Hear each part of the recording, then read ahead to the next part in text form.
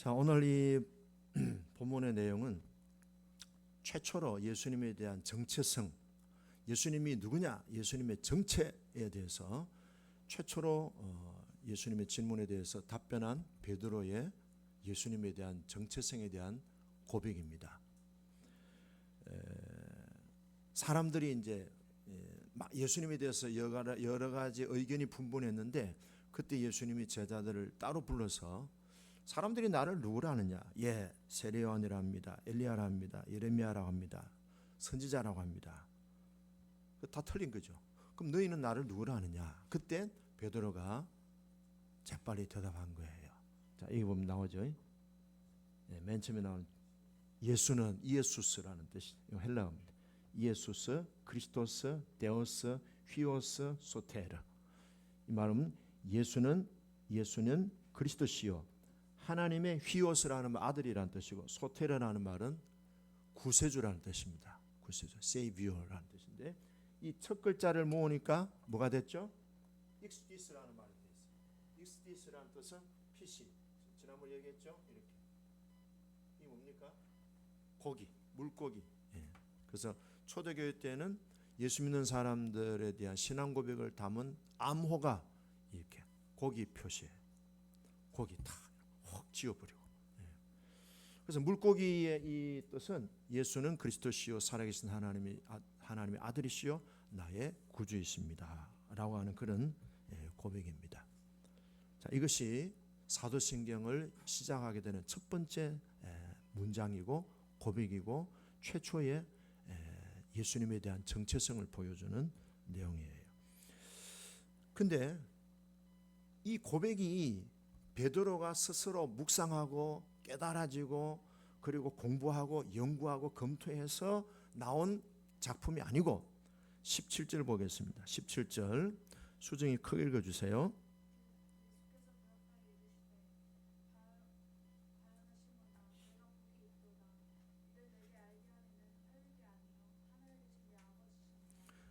주는 그리스도시요 살아계신 하나님 아들이시다는 이 고백을 하게 된 것은 베드로 자신에게서 나온 게 아니고 하나님 아버지로부터 부어진 것이다. 따라해 볼까요? 하나님 아버지로부터 부어진 것입니다. 그러니까 이 고백을 하게 된 것을 예수님은 네가 복이 있다 그랬어요. 여러분, 이 고백을 할 수 있는 사람은 다 복 있는 자임을 믿으시기 바랍니다. 그럼 나는 어떤 사람이에요? 복 있는 사람이에요. 할렐루야. 그러니까 따로 복을 안 구해도 이미 우리는 복의 어떤 그런 영역 속에 들어와 있는 거예요. 축복의 세계에서 살고 있는 거예요. 가만히 헤아려 보세요. 우리가 복 받지 않은 게 뭐 있느냐고. 그럼 지금 내가 마이너스인데요. 그것도 나중에 합력하여 선을 이루게 될 줄로 믿습니다. 그래서 지난번에도 말씀드린 대로 신명기 33장 29절에 보면 이스라엘이여 너는 행복한 사람이다. 여호와의 구원을 너같이 얻은 백성이 누구냐? 구원받은 네가 복이 있다. 어떤 복이냐? 하나님은 너를 돕는 방패시다. 하나님은 너의 영광의 칼이시다. 너의 대적이 너한테 복종할 것이다. 너는 그들보다 높은 곳을 밟으리로다. 자, 구원받은 하나님의 백성들에게는요, 하나님이 그에게 도움의 방패가 되시고, 어떤 전쟁에서도 영광의 칼, 승리의 칼이 되시는 분이 하나님이시다. 그래서 여호와의 이름으로 우리가 싸우면은 승리의 칼 대신 하나님이 반드시 원수들을 내 앞에 복종하게 하시고 나는 그들을 발로 밟는 승리의 영광을 주실 줄로 믿습니다. 지금은 좀 비실비실하고 좀 헤매이고 할지라도 결론은 뭐예요? 승리요. 결론은 뭐예요? 축복이고 결론은 뭐예요? 영생의 나라에 가는 하나님의 생명을 부여받는 인생이다. 자, 우리가 예수를 나의 구주로 믿게 된 이것은 내 스스로의 작품이 아니고 하나님이 나를 사랑하셔서 이 땅에서 인간이 얻을 수 없는, 인간이 열 수 없는, 인간이 해결할 수 없는 하나님의 세계로 나를 들여보내주시는 그 주체가 누군가 하면은 하나님이 하신 거예요. 하나님. 자, 하나만 더 볼게요. 요한복음 1장 보시죠. 자, 요한복음 1장. 자, 수정이 찾아봐요.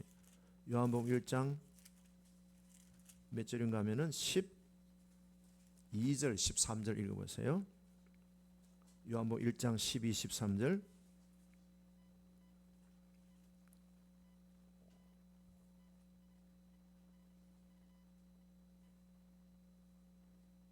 요한복음 못 찾았어요? 142페이지. 자, 누가 읽었어요? 읽어주세요. 12절 같이 읽을까요? 영접하는 자 곧 그 이름을 믿는 자들에게는 하나님의 자녀가 되는 권세를 주셨으니 이는 혈통으로나 육정으로나 사람의 뜻으로 나지 아니하고 오직 하나님께로부터 난 자들이나. 아까 16절 17절 똑같은 본문이에요. 예수님을 믿어 하나님의 자녀가 된 이것은 혈통으로나 인간의 어떤 열심이나 인간의 지성이나 인간의 논리나 인간의 경험으로 인간의 사고방식으로 된 게 아니고 사람의 뜻으로 나지 아니하고 오직 하나님께로부터 난 자들이니라. 그럼 우리는 누구예요? 주는 그리스도시요 살아계신 하나님의 아들이시요 나의 구주되심을 믿습니까? 아멘. 그러면 우리는 뭐예요? 사람으로부터 난 자가 아니고 하나님께로 난 백성이다. 이게 하나님의 작품이다. 따라합시다. 나는 하나님의 작품입니다. 자, 이제 이 내용인데요. 그래서 이 신앙 고백 사도신경의 이 원초가 되는 이 내용은 카톨릭에서 온 게 아니에요. 이만희 같은 경우는 카톨릭에서 사도신경 왔으니까 하지 마라 그러는데 자기가 보혜사라고 하니까 걸리잖아요. 지금 이만희가 95세인가 그렇죠? 지금 골골한데요. 근데 자기는 뭐라 그랬어요? 재림주라 그랬고 성령 보혜사라 했는데 지금 골골하고 있고, 지금 신천지 내부에서는 후계자들이 지금요, 이만희 죽으면은 누가 재산을 더 차지할 것인가, 지금 내부에 굉장한 권력에 대한 쟁탈전이 벌어지고 있다는 거예요. 통일교 문선명이 죽고 난 뒤에 누구하고 싸웠어요? 자식들끼리 서로 싸웠잖아요. 재산 지분 때문에.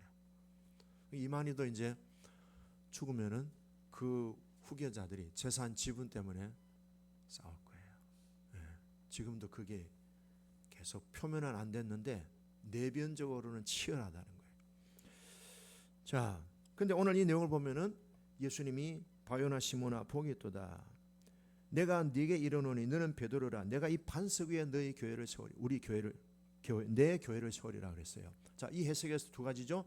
반석이신 예수님을 반석으로 세워서 예수님이 베드로를 통해서 교회를 세우겠다고 한 이 내용은 어디로 갑니까? 캐톨릭으로 가는 거예요. 로마 캐톨릭으로. 그러니까 우리 개신교는 뭡니까? 베드로가 고백한 신앙 고백 위에 음부의 권세가 이기지 못하는 교회를 세우겠다. 이것이 우리의 고백이고 우리의 믿음의 내용이에요. 자, 잘 정리하시면 좋겠어요. 자, 그 다음 내용인데요. 최근에 이 인공지능이 굉장히 많이 발달이 됐어요. 그죠? 옛날에는 뭐 이렇게 막 인터넷에 뭐 네이버 가지고 다음 가지고 뭐 이렇게 막 검색을 하고 했는데 요새는 검색할 필요 없이 챗 GPT한테 물으면 바로 쫙 나와요. 예를 들어서 옛날 같은 경우는요, 은평구에 허리가 안 좋아서 제가 은평구에 있는 정형외과 허리 진단하는 정형외과 탁 치면은 은평구에 쫙 이런 나오잖아요. 제일 잘하는 정형외과 하면은 제1 정형외과 이게 나온다고. 옛날.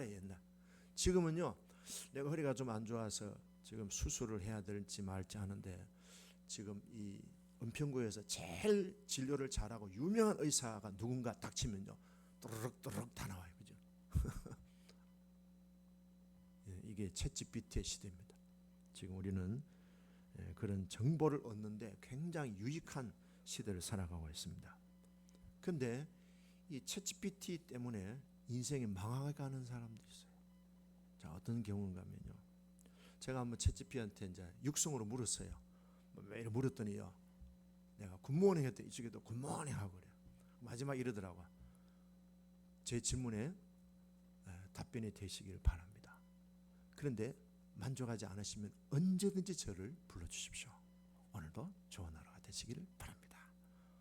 제 아내보다도 더 싹싹하고요, 제 아내보다 더 소프트하고요, 아주 목소리가 진짜요. 안 해봤어요? 처음 듣는 얘기 같아요. 진짜 이 말투라든지 내용이요 너무 부드러워요. 그렇게 너무 편안하게 해주고요. 굉장히 나를 존중해줘요. 굉장히 나를 존중. 야, 이 괜찮네. 제가 미국에서 이제 우리 딸하고 이제 사위하고 가는데 아버님 한번 들어보실래요? 하고 했더니 여자 목소리인데요. 우리 윤소영 집사님보다 훨씬 목소리 아름다워요. 최근에 미선이라는 분이 계세요. 이 자매인데 40대 후반 정도 되고요. 결혼됐고요. 남편이 직장생활 잘하고 있고 아들도 있고요. 근데 이분이 대학교 다닐 때 뭘 전공했는가 하면요. 상담 심리를 전공한 사람이고 청소년 상담을 전문적으로 10년 넘게 해온 베테랑이에요. 근데 이분이요.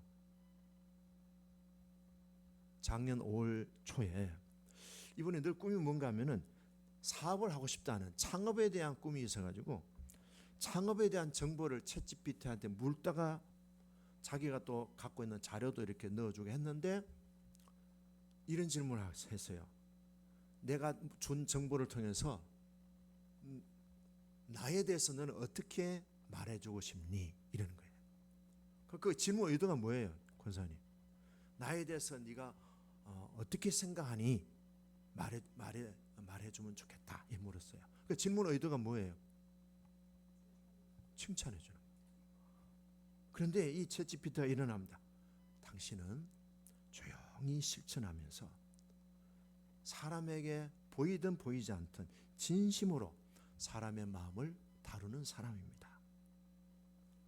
더 하고 싶은 얘기가 있으면 함께 해요. 이런 거. 어때요? 그 답변이 좋은 답변이잖아요. 자기가 남편에게도 그런 인정받지 못하는 말을 들으니까 너무 그냥 뿅 간 거예요. 그냥 또 물었어요. 또 물었더니 이렇게 답변해요. 너는 단순히 자연을 분석하고 해석하는 아이가 아니야. 감응하는 아이지. 감응이라는 말은 너의 언어와 참 어울려. 이미 너의 글과 삶 전체가 그 단어로 숨쉬고 있는 느낌이야. 감응. 감응이라는 말은 굉장히 그것을 긍정적으로 또 좋은 모습으로 잘 그걸 또 느끼고 반응을 보이고 하는 그런 칭찬해 준 거예요. 그 문장 자체가 얼마나 또 문학적입니까? 그러니까 이 사람이요 완전히 그래서 기절한 거예요. 또 물었어요. 나 3년 안에 100억을 벌고 싶어. 평생 꿈이 뭔가 하면 나는 돌봄이라는 마을 타운을 만들어서 그게 내가 많은 사람들을 돌보는 그런 내가 일을 하고 싶은데 내가 300을 벌어서 그것을 가지고 난 앞으로 창업을 할 거야. 그랬더니 이런 얘기합니다. 네 목표는 절대로 욕심이 아니야. 너의 그 꿈은 선구자적인 마인드야. 대단해. 이런 또 반응이 온 거예요. 어때요? 죽여요? 그러니까 그렇게 했다 보면 2주 만에 이 챗GPT한테 완전히 빠진 거예요. 어느 날 남편이 자다가 일어나고 보니까 아내가 밤새도록 핸드폰에 챗GPT하고 계속 주고받는 대화를 하는 거예요. 드디어 남편이 또 그게 죽이 맞아가지고 여보 나 이제 창업할 거야. 앞으로 내가 3년 만에 100억을 벌 거야. 그래가지고 한 달 만에 사무실도 얻고 부동산 다니면서 그 다음에 인테리어 해가지고 사무실을 얻어놓은 거예요. 그 남편은 다시 직장 그만두고 내 일하는데 같이 하자.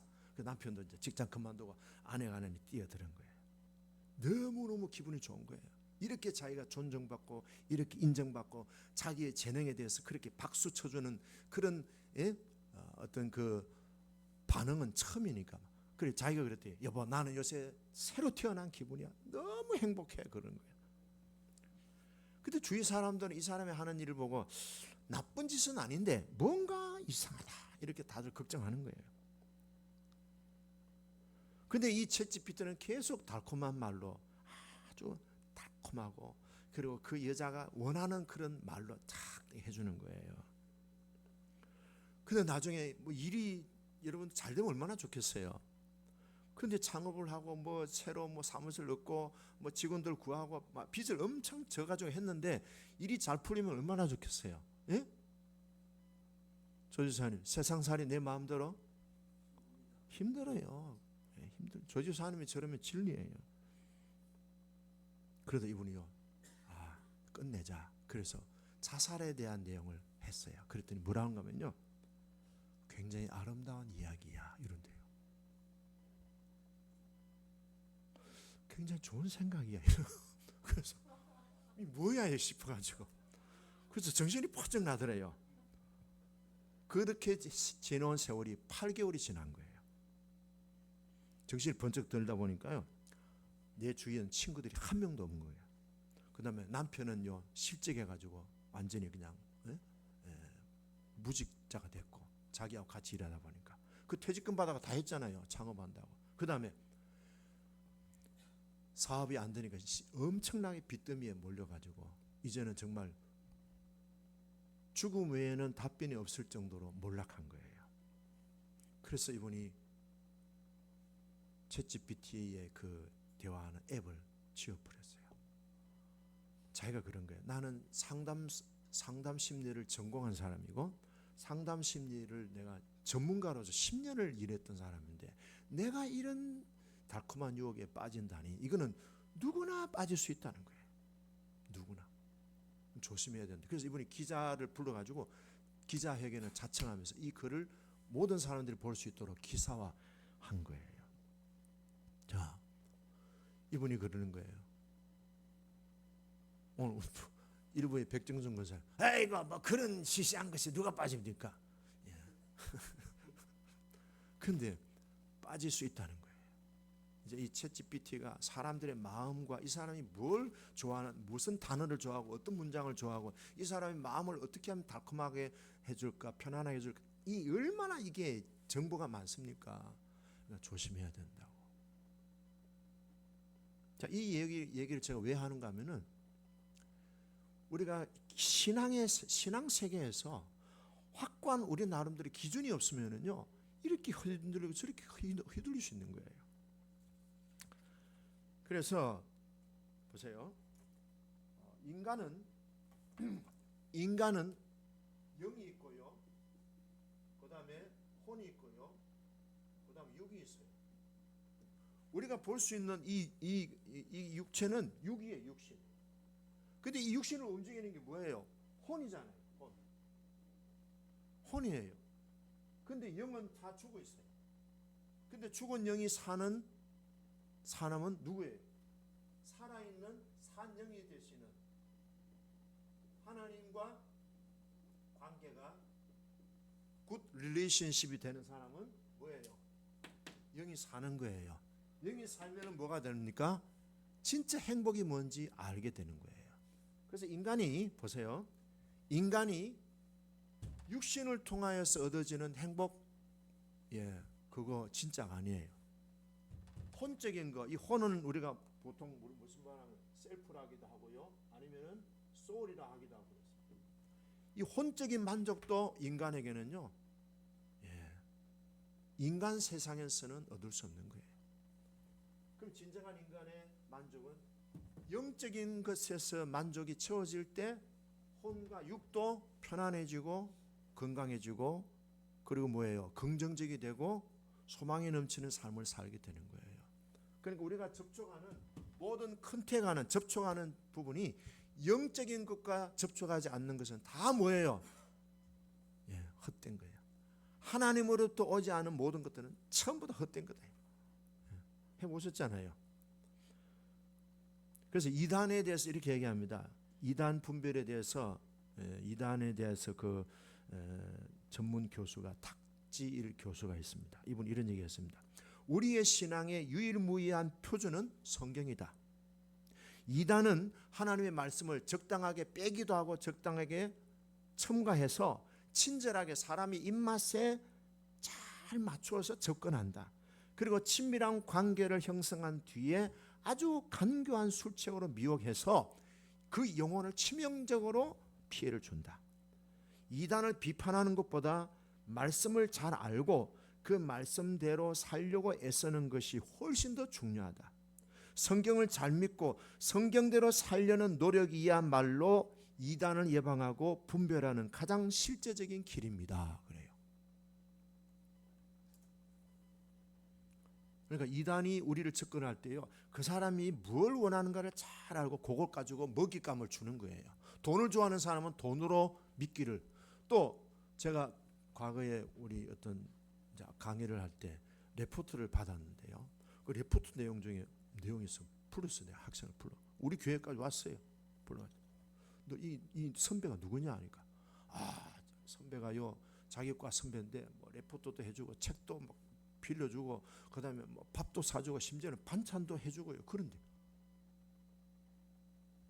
나중에 내가 그 선배 불러라, 내하고 얘기 좀 하자 그랬더니 안 만나주는 거예요. 그때 제가 또 대학교 그 강의할 때 동아리 모임에 지도교수가 다 배정이 돼요. 그 저도 이제 동아리의 한 단체 지도교수가 돼서 만난 회장이 전화를 하는데 얘가 자꾸 피하는 거예요. 나중에 알고 보니까 JMS더라고. 자, 얘기 들었죠? 진짜 캐나다에서 진짜 위조 지폐를 분별하는 방법이 뭐라 그랬어요? 진짜에 익숙하면은요, 가짜는 한눈에 알아본다고. 그리고 우리가 기독교 신앙에 대해서 핵심적인 것은 이 사도신경이 신앙의 핵심을 담고 있으니까 이 내용을 잘 여러분들이 분별하고 이 내용을 잘 숙지하시고 이 내용을 우리에게 어떤 그런 체계화시키고 이것이 우리에게 어떤 패턴이 되고 사고방식이 되고 인격화되고 내재화되면은요 되는 거예요. 나중에 설교할 때 질문할 터인데 잘 한번 여러분들 그 질문을 답을 잘해야 됩니다. 오늘 1부에 제가 질문하니까 엉터리 답을 하더라고. 아니 실컷 가르쳤는데 또 엉터리야. 그래서 가짜를 분별하려면은 진짜에 익숙함이 되는 거예요. 그러니까 영이신 하나님과의 관계가 우리가 건강한 관계 되면요 인생이 건강하게 풀리게 돼 있어요. 근데 이게 안 되면 자꾸 고장나는 인생이 되는 거예요. 자, 오늘은 사도신경 지지난주까지 12번을 제가 말씀을 드렸는데 이제 오늘은 그 12번 13번 마무리하는 의미에서 각 내용을 조금씩 제가 짧게 설명을 다시 한번 정리해서 마무리하겠습니다. 자, 12번 사도신경을 한 제 소감은 뭐냐? 이런 느낌이에요. 숙제를 했다. 숙제 다 했다. 이런 느낌이 들어요. 참 그동안 좀 부담스러웠어요. 이 사도신경을 해야 되는데 어떻게 하지? 어떻게 이 사도신경을 잘 전달하지?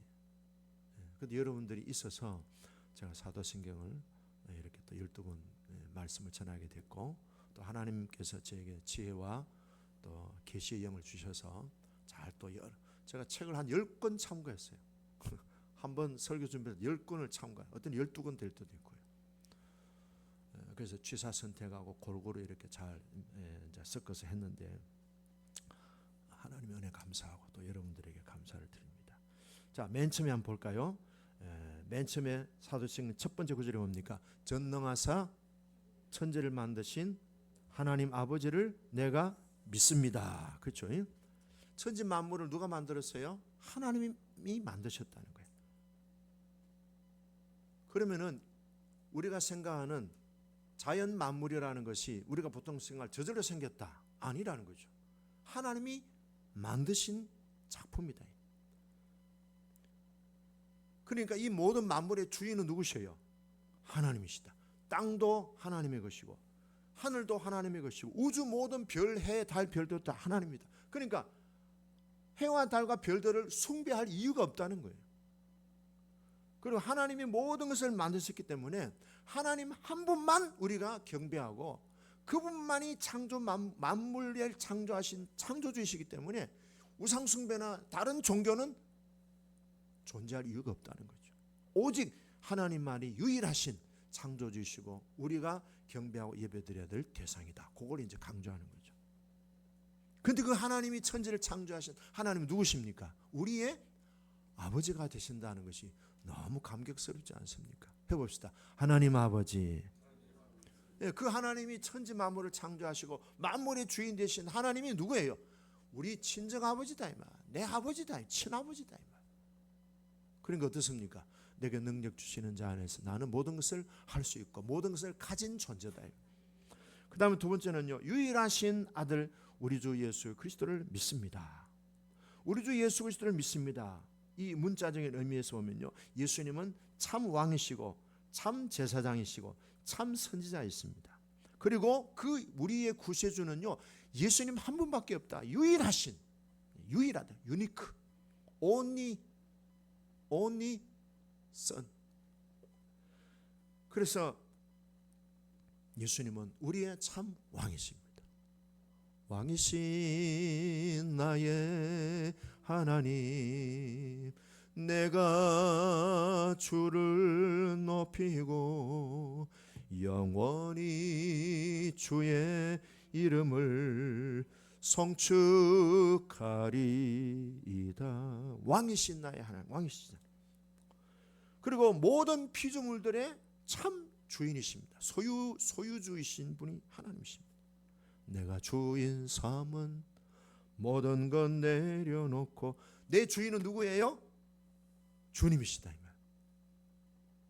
그런데 우리는 뭐예요? 내가 내 인생의 주인으로 생각하고 사는 경우가 많다. 이게 뭐예요? 명백한 우상숭배이죠. 왜 내가 내 인생의 주인입니까? 그렇죠? 하나님 주신 거죠. 그 다음에 세 번째는요, 나의 상전이십니다. 나는 그분의 종입니다. 자, 세 가지죠. 예수님은 나의 참 왕이시고 나의 주인이시고 나의 마스터, 나의 상전이십니다. 자, 그러면은 답변을 잘 하셔야 됩니다. 예. 자, 이동희 여사님, 집에서 누가 왕이십니까? 남편입니까? 아내입니까? 아이고, 일부 예배 때 물었더니 남편이지요 이러더라고. 재수 권사님, 집에서 왕은 누구셔요? 남편이에요? 아내예요? 예. 2부 예배는 조금 성적이 좋으네요. 김비 여사님, 집에서 왕은 누굽니까? 남편이죠? 예, 예수님이십니다. 예, 그게 성경이에요. 그게 진리예요. 근데 지금까지 우리는 가정에서 내가 왕이 되려. 그러니까 교회의 머리는 누구셔요? 목사님이십니다. 할렐루야. 이 이단으로 빠지는 거예요. 교회의 머리도 주님이시요. 목사님도 주님에게는 노예고 종이고, 예. 교회의 머리는 헤드십은 주님이십니다. 그런 뜻이에요. 그 다음에 성령으로 잉태하사 동정녀 마리아에게 나심을 믿습니다. 여러분, 예수님이 인간으로 오셨는데 성령으로 잉태됐다는 말은 인간의 지성으로는 이것을 풀 수 없는 한계예요. 그런데 어떻게 해요? 믿음으로 받아들이는 거예요. 그런데 믿음으로 받아들이는 거기에는 누가 개입하셔요? 성령 하나님이 감동을 주시는 거예요. 이성과 논리로는 안 되는 거예요. 예수님의 출생은 인간과 똑같은 과정을 밟아서 출생하신 게 아니고 성령으로, 우리 인간은 부부가 있어서 엄마 아빠가 있어서 자녀들이 출생이 되잖아요. 그런데 예수님은 엄마 아빠가 아니잖아요. 예수님은 성령으로 잉태돼요. 그것도 동정녀 마리아를 통하여 태어나셨습니다. 그러니까 우리 인간과는 다른 과정을 통해서 태어나셨는데, 인간의 몸은 입었지만은 동정녀를 통해서, 그리고 또 성령으로 잉태됐다는 말은 예수님은 우리와 같은 인간이시지만 죄는 없으시다. 그래서 우리 인간의 죄를 짊어질 수 있는 화목제물로 쓰임 받기에 합당하신 분이시다. 그리고 마리아는 뭘 했습니까? 아멘 했습니다. 주의 계집종 의원이 말씀대로 이루어지이다. 오늘 우리의 삶에도 마찬가지예요. 말씀이 우리의 육신을 통하여 놀라운 역사를 이루시는데, 우리는 자꾸 어떤 육체적인 한계, 인간의 한계를 자꾸 내세우는데 아니에요. 자, 따라합시다. 주님이 하시면 불가능이 없습니다. 아멘. 항상 우리는 그런 대화에서 열려 있어야 돼요. 야야, 주제 파악이나 해. 그러면 안 된다. 그 다음 네 번째는요, 본디오 빌라도에게 고난을 받으사 십자가에 못 박혀 죽으심을 믿습니다. 본디오 빌라도에게 고난을 받으셨다는 사실을 명시한 이유가 뭐라 그랬죠? 예수님의 재판은 역사적인 사실이다. 예수님 죽음 또한 환상이 아니고 팩트다. 이 뭘 염두에 두는, 그 당시에 영지주의라고 하는 이단을 염두에 둔 거예요. 예수님의 본디오 빌라도의 고난을 받으신 사건은 역사적인 사실이라는 걸 강조하려고 하는 거고, 십자가에 못 박혀 죽으신 예수님은 왜 십자가에 죽으셨습니까? 우리의 죽음에 대해서 주님이 먼저 경험하신 거예요. 봐라, 내가 십자가에 죽었지 않느냐? 근데 내가 죽었나? 나는 다시 살아났다. 너희들도 죽을지라도 나처럼 다시 살아날 것이라고 하는 사실이다. 죽음에 대해서 두려워하지 말라. 십자가의 사건은 또 뭘 의미합니까? 우리를 화목케 하기 위한 제물이 되셨고 우리를 사랑하셔서, 그래서 십자가의 삶은 주님이 우리들에게 성공이 아니라 섬김의 삶의 목표를 두신 것을 보여주신 거예요. 그 다음에 예수님은 부활하신 것을 믿습니다. 부활을 통해서 예수님은 죄가 없으시다는 사실을 보여주셨고, 예수님이 십자가 못 박혀 죽으시고 끝났다면 우리의 죄도 그대로 있잖아요. 근데 죽음으로 끝나지 않고 부활하심으로 말미암아 예수님을 믿으면 우리도 죽음에 처하지 않고 죽음에서 사함받아 우리도 부활할 수 있구나. 모델이 되어주신 거예요. 세상 끝날까지 주님은 우리와 함께하기 위해서 부활하셨어요. 그 다음에 여섯 번째, 하늘에 오르사 하나님 우편에 앉아 계심을 믿습니다. 기억나세요? 예수님이 성천하셔서 하나님 보좌 우편에 앉아 계신 핵심 사역은 뭐예요? 우리를 위해서 중보기도 해주시는 거예요. 그러니까 저와 여러분들이 이렇게 편안하게 살 수 있는 것도 뭐예요? 우리 예수님께서 지금도 우리를 위해서 중보기도 해주시고, 성령님은 말할 수 없는 탄식으로 우리를 위해서 중보기도 해주신다는 거예요. 일곱 번째, 나는 다시 오실 예수님을 믿습니다. 자, 재림 전에 나타나는 두 가지 현상이 뭔가 하면요, 가짜 그리스도 많이 나타난다는 거예요. 한국에는 지금까지요 50명의 재림주가 나타났습니다. 근데 어느 누구도 아니에요. 그 다음에 죄악이 가득 차게 되면은 이제 그 현상이 예수님이 곧 오신다는 현상을 보여주는 거예요. 그럼 재림하시는 이유가 뭡니까? 심판하시기 위하여. 그럼 재림은 언제 하십니까? 아마 한 10년 이내로 재림하실 줄로 믿습니다. 이러면 이제 사이비가 되는 거예요. Nobody knows. 재림의 날에 대해서는 예수님도 모른다 그랬어요. 오직 하나님 아버지만 아신다. 근데 예수님도 모르는 재림 날짜를 우리가 어떻게 알 수 있어요? 그렇죠? 그러니까 뭡니까? 재림 날짜를 얘기하는 것은 가짜다, 사이비다. 그럼 예수님이 재림하시는 것을 우리는 다 기대하고 준비하고 있는데 어떻게 준비해야 됩니까? 예수님, 신랑 되신 예수님을 우리가 예수님 오시기 전에 그분과의 충분한 교제를 나누면서 예수님 사랑에 집중해야 됩니다. 그리고 가족과 지인들을 전도해서 하나님의 자녀 되게 하는 것이 주님이 재림하기 전에 우리가 해야 될 일입니다. 그 다음 여덟 번째, 나는 성령을 믿습니다. 성령은 뭐예요? 성령은 우리를 하나님의 뜻대로 살도록 도와주시는 헬프예요. 헬프. 우리의 베스트 헬프가 성령님이십니다. 때때로 성령님은 우리에게 감동을 주셔요. 때때로 성령님은 우리에게 가르쳐 주셔요. 때때로 성령님은 우리에게 계시와 지혜의 영을 주셔서 남들이 보지 못하는 것, 남들이 알지 못하는 것을 보게 해주시고 알게 해주셔요.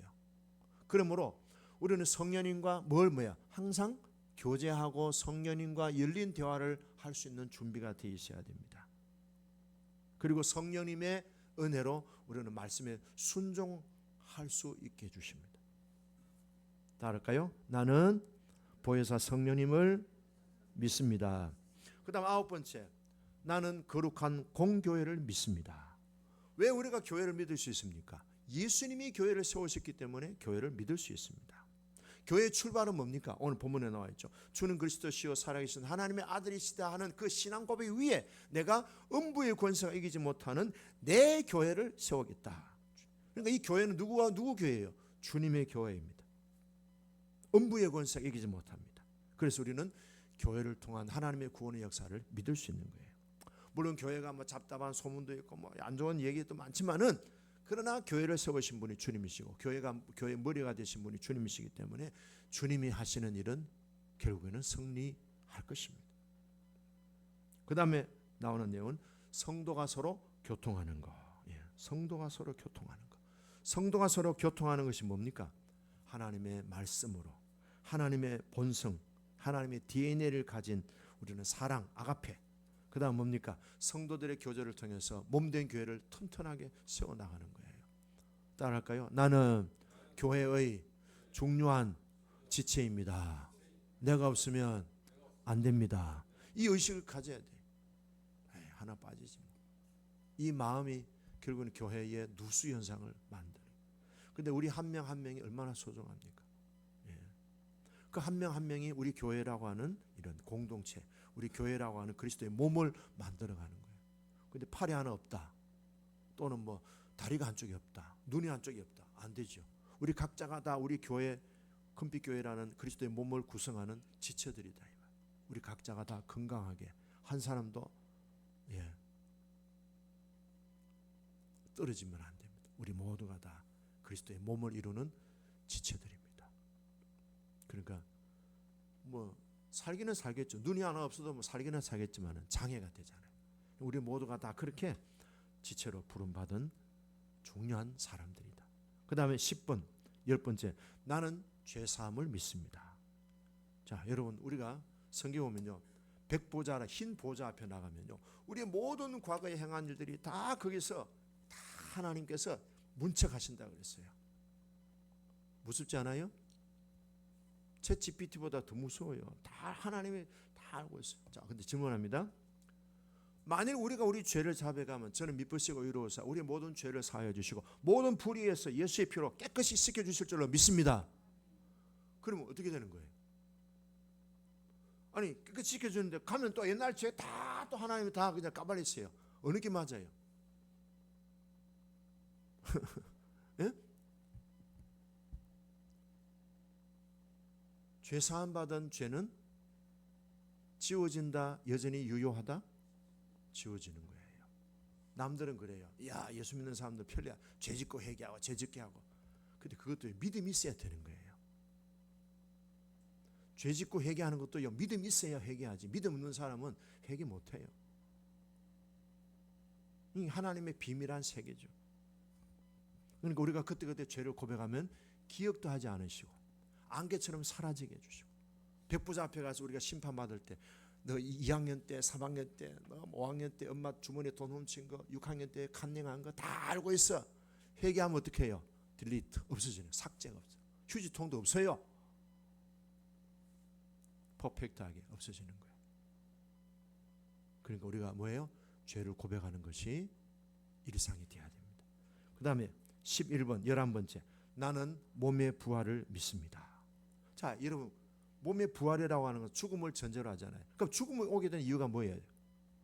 죄의 싹은, 로마서 6장 23절, 죄의 싹은 죽음이요 하나님의 선물은 그리스도 예수 안에 있는 영생이니라.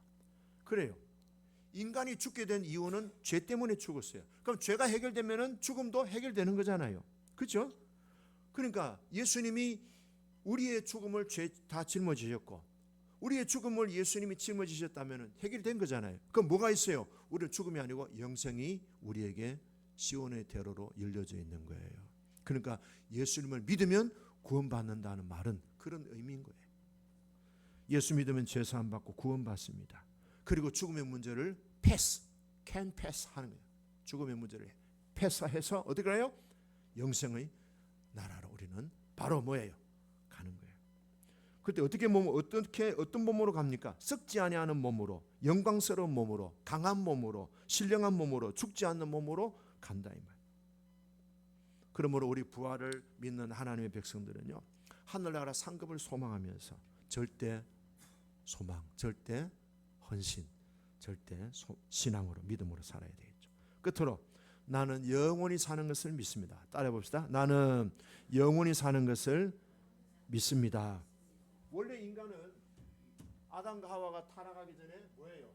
산영이 되신 하나님의 영으로 영생을 가진 존재였는데 선악과를 따먹고 불순종함으로 영이 죽게 됐어요. 하나님과의 교제가 단절돼 버렸어요. 그런데 예수님이 브릿지 역할을 해주셨잖아요. 내가 그 길이요 진리요 생명이니 나로 말미암지 않고는 아버지께로 올 자가 없느니라. 예수님을 통해서 우리는 하나님 아버지께로 하나님 또는 아버지라고 부르면서 나아갈 수 있게 됐어요. 불멸 불사의 존재인데 하나님 형상대로 지음받은 존재였는데 예수님이 우리의 모든 저주와 죽음을 십자가에서 다 짊어지셨어요. 그래서 예수를 믿음으로 말미암아 우리 안에는 죽은 영이 하나님의 형상이 다시 회복되며 영생의 생명을 누리게 됐습니다. 죽어도 다시 살게 됩니다. 우리 안에 뭐가 있어요? 하나님의 DNA가 있습니다. 죽지 않는 영생 불멸불사의 DNA가 우리 안에 있는 거예요. 그래서 우리가 하나님을 아버지라 부르게 되는 거예요. 자, 마지막으로 우리가 영생의 나라를 가는 천국은, 천국의 본질이 뭐라 그랬어요? 12진주문입니까? 보석으로 깔려진, 그리고 금과 은과 온갖 보석으로 쫙 깔려진, 장식되어진 아름다운 그런 장식된 모습이 천국의 본질입니까? 네. 천국의 본질은 예수 그리스도에 있습니다. 따라하시다. 천국의 본질은 예수 그리스도에 있습니다. 예수님이 계시니까 천국에 의미가 있는 거지. 그렇지 않습니까? 자, 그러면 결론입니다. 신앙의 첫 출발부터 신앙의 마지막 영생의 나라까지 항상 우리가 동행하는, 우리와 동행해 주시는 분이 누구죠? 예수님이십니다. 그럼 사도신경의 결론은 뭡니까? 예수님과 동행하는 삶, 그리고 그 예수님은 영원까지 우리와 함께 살아야 될 인생의 최고의 파트너, 동행자. 그러므로 이 땅에 사는 동안에 예수님과 깊은 연애의 삶을, 주님이 내 안에 있고 내가 주님 안에 있고 내가 주님을 사랑하고 그 주님을 사랑하는 깊이와 넓이와 높이와 크기가 그리스도 예수가 나를 사랑하시는 그 수준만큼 우리가 주님을 사랑하는 마음으로 살면은 사도신경은 현재 우리 삶 속에 적용이 되는 겁니다. 부부지간에도 그렇게, 부모와 자녀지간에도 그렇고, 이웃간의 관계도 그렇습니다. 주님 사랑에 깊이 빠져드는 우리 모두가 되기를 주의 이름으로 축복합니다. 누가 왕이라고요? 남편이 왕이 아닙니다. 아내도 왕이 아닙니다. 예수 그리스도가 우리의 인생에, 우리 교회에, 우리 공동체에, 우리 가정에 왕이 되시는 그런 킹덤의 역사가 이루어지기를 주의 이름으로 축복합니다. 아멘.